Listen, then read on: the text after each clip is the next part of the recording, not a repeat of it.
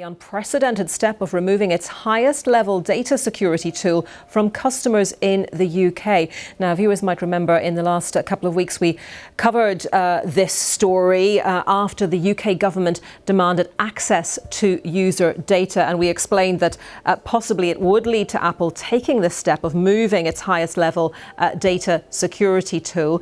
This is called advanced data protection. Yvette Cooper is in serious trouble. Furious Apple users are flooding the streets, launching lawsuits and demanding answers after a shocking government decision stripped them of top-tier iCloud security. With protests erupting and the backlash intensifying, is this the biggest digital rights revolt the UK has ever seen? Let's dive in. Called the UK Investigatory Powers Act. It's also known by some critics as a snooper's charter. The government say it's all about protecting people from criminal, from child sex abusers, from terrorists. We know that in the wake of some terror attacks, there have been questions about why police, Home Office weren't able to... Apple has decided to withdraw its top security feature from the UK following a dispute with Home Secretary Yvette Cooper, sparking accusations that she has compromised the privacy of millions of iPhone users. The tech giant announced that British users would no longer be able to enable Advanced Data Protection, ADP, for iCloud, expressing deep disappointment over the UK government's stance. Well, I think one of the controversial points about this is that users might actually never know if the Home Office do get this, are able to access encrypted data on their Apple phones. I should say, this is being reported in the Washington Post. The Home Office have not confirmed this. I suspect we may never get confirmation from the Home Office. The reason that the decision has triggered widespread backlash, with outraged Apple users in the UK taking legal action and organising public demonstrations against Cooper, whom they blame for the security downgrade. Mass protests erupted outside the Home Office, where demonstrators chanted against what they see as government overreach and a disregard for digital privacy. Some carried signs accusing Cooper of enabling mass surveillance, while others demanded her resignation.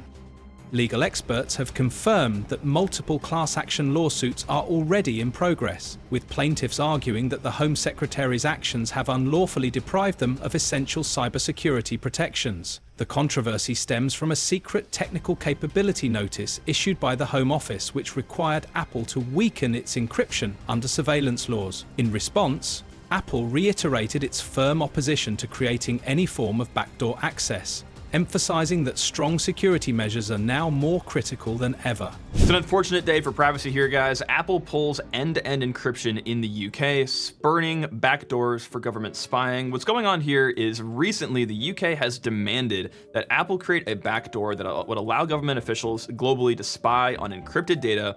Apple decided to simply turn off encryption services in the UK rather than risk exposing its customers to snooping. What we're talking about here is this tool that Apple has. It's called the Advanced Data Protection tool. What it does is it gives Apple users the ability to do end-to-end encryption on their data that sits in the iCloud, right? So without end-to-end encryption, the way that this works is there are keys to encrypt your data when you send them up to the iCloud, but the problem is the key storage resides with Apple. The threat model here is twofold. One, if Apple wants to decrypt your data, or if the cloud is compromised by a hacker, having these keys be stored in the cloud is going to give that hacker or Apple the ability to look at your private data. So to make it more private, Apple created this thing called end-to-end encryption. They didn't actually create this. This is a well-known concept in cryptography, where you use this public key cryptography system where you have a public key that you're able to give out to anybody and everybody, and that allows them to encrypt data on your behalf. They send it to you, or they store it for you, or maybe you're using your own public. Outraged users have taken to social media to accuse Cooper of undermining public security, with some branding her the woman who killed UK cybersecurity. Matthew Faney from the campaign group Big Brother Watch criticised the government's approach, calling Apple's withdrawal a foreseeable consequence of excessive state interference. He warned that UK users are now more vulnerable than before. About Apple's encryption product or encryption system, which allowed you to store information on the Apple cloud where Apple themselves wouldn't have access to it. Now, most people didn't use it because that means if you lose your password, there's no way to get your data back because no one else can access it. So it's actually a bit of a storm in a teacup. But this is an argument that's been going on now for years with the UK government and privacy technologies. So why would someone, first of all, Apple customers have reacted strongly, launching a coordinated social media campaign against Cooper and flooding her official accounts with criticism. Some have even initiated petitions demanding a parliamentary inquiry into her handling of the situation. Elon Musk also weighed in on the controversy, suggesting on X that similar surveillance measures could have been implemented in the US had former President Trump not won the election. His statement intensified public outrage in the UK, with many accusing the government of transforming the country into a surveillance state, while other nations continued to uphold digital privacy rights. It's purely that it means Apple can't access your data. They can't use it for advertising, they can't mine it, they can't feed it to AI. Now, whether or not they do that with data that isn't protected in this way is a different question. They say that they don't, but it means that you no longer have to trust whoever's storing your data not to exploit it. So it's about not having to put that trust in whoever's got everything in your life stored on their cloud to not use it against you. and Shortly after 3 p.m. on Friday, UK users attempting to activate ADP received notifications informing them that the feature was no longer available. Existing users were given a limited window to disable the protection before their iCloud backups were downgraded to a weaker security level. Many have described this as digital theft, arguing that they purchased Apple devices with the expectation of strong security features only to have them stripped away due to government intervention. Some are now pursuing legal action, claiming that Cooper and the Home Office violated consumer rights by effectively reducing the security capabilities of their purchased devices. About what's going to happen to our privacy, as you should be. It's recently been leaked out that the UK government has requested Apple and other big tech companies to create a backdoor to our encrypted data so they can spy on anyone in the world. So it doesn't concern just the British citizens. If you live in the US, you're the... The UK government had privately ordered Apple to develop a method to bypass its encryption, something the company has consistently resisted. While Apple was legally restricted from acknowledging the mandate, it had previously warned that it would rather withdraw security features than compromise encryption integrity. Friday marked the first time the company acted on that warning, triggering outrage among users, some of whom are now suing both Apple and the UK government for allegedly conspiring to weaken public security. This latest development highlights the ongoing conflict between the British government and tech companies over end-to-end encryption. Officials argue that such security measures obstruct law enforcement efforts to monitor criminal activity, while privacy advocates warn that breaking encryption undermines overall cybersecurity and increases the risk of hacking. Notably, removing the feature in the UK does not necessarily exempt Apple from complying with the order, which could still have global implications. However, if the government sought access to data on a UK-based individual, disabling ADP domestically might eliminate the need for such a request. offense for a company to let their users know that the government made such a request to access their data. So basically, they want the tech companies to pretend that our data is encrypted, and they're not allowed to let us know. Obviously, this leak happened, and when Washington Post reached out to all the big tech companies, they all went, well, no comment. Well, no shit. You're committing a criminal offense if you say that, yes, we've been served that notice. Apple expressed deep disappointment over the situation, reaffirming its stance against creating any form of backdoor access. A company spokesperson emphasized the growing threats to user data, stating that strengthening cloud security through end-to-end encryption has never been more critical. Despite the setback, Apple remains hopeful that a resolution can be reached to restore these protections in the UK. Meanwhile, UK citizens continue to push back, with online forums dedicated to Apple privacy advocacy organising letter-writing campaigns to MPs and crowdfunding legal fees to challenge the government in court. The Home Office declined to comment on the matter, maintaining its standard policy of neither confirming nor denying the existence of such notices. However, sources within the department suggest that Cooper has been caught off guard by the intense public backlash, with some insiders hinting that the mounting pressure could force a government reassessment of its stance on encryption laws. Tech company Apple has responded to pressure from our government over cybersecurity, but not in the way ministers intended. They wanted Apple to allow law enforcement special access to the files of suspected criminals like paedophiles stored in the cloud under the highest level of security. Apple refused. Today, instead, it said it would scrap the advanced security tier itself for all UK users. That, some experts say, will leave the data of Britons more vulnerable than elsewhere in the world. Apple introduced ADP in 2022 as an optional feature that encrypts iCloud content, including messages and photos, ensuring that only the user can access their data. With ADP now disabled in the UK, security agencies will find it easier to request and retrieve iCloud data from suspects. However, Apple's iMessage and FaceTime services will remain end-to-end encrypted.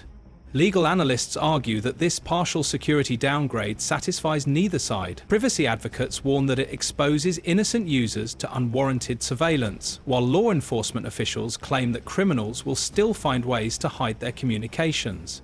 The decision has sparked intense debate. Some, like Richard Hampson, argue that law-abiding citizens have little reason for concern, as encryption should not shield criminals and terrorists from justice. Others, such as Richard Rogers, caution that government overreach poses a serious threat to civil liberties, warning that such measures could set a dangerous precedent for digital privacy.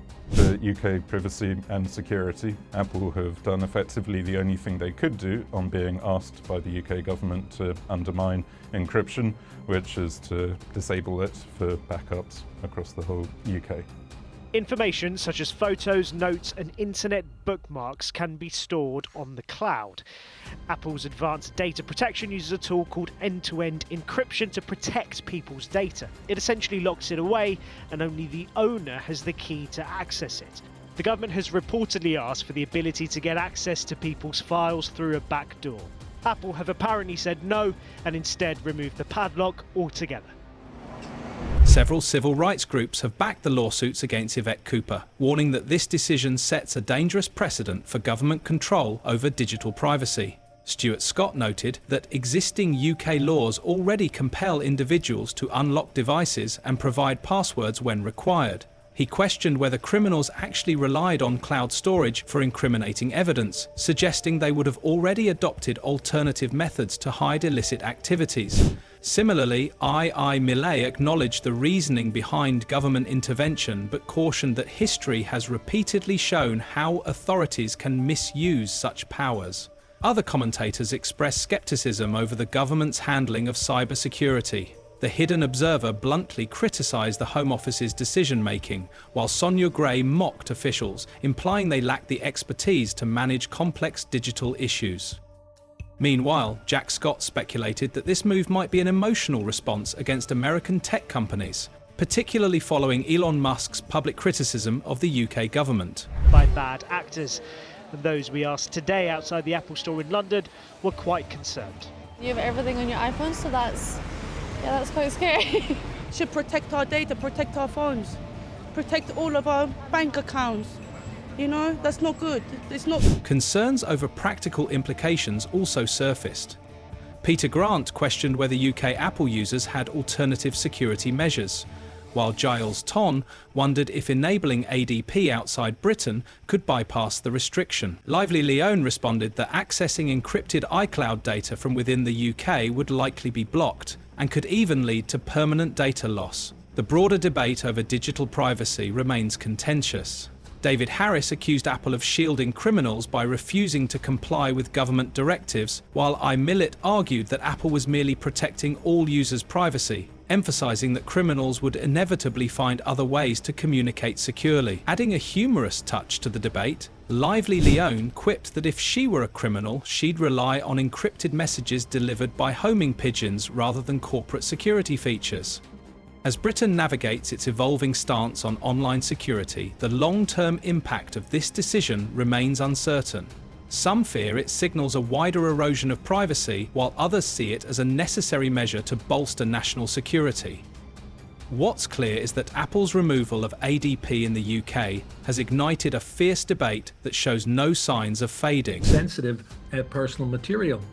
This is essentially a standoff between Apple and the government. The tech giant says they are disappointed by all of this and regret the action that has been taken. They say enhancing security is more urgent than ever before and hope that they'll be able to offer the highest level of security in the UK in the future. Meanwhile, lawsuits and mass protests against Yvette Cooper continue to grow, underscoring widespread public frustration with the government's stance on digital rights. So there you have it. Apple's decision to strip UK users of its strongest security feature has sparked nationwide outrage. With lawsuits mounting, protests spreading, and even Elon Musk weighing in, this battle is far from over.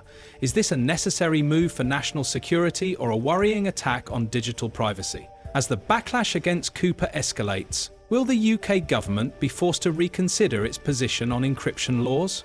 Let us know your thoughts in the comments. Is the UK government overstepping, or is Apple refusing to cooperate on a serious security issue?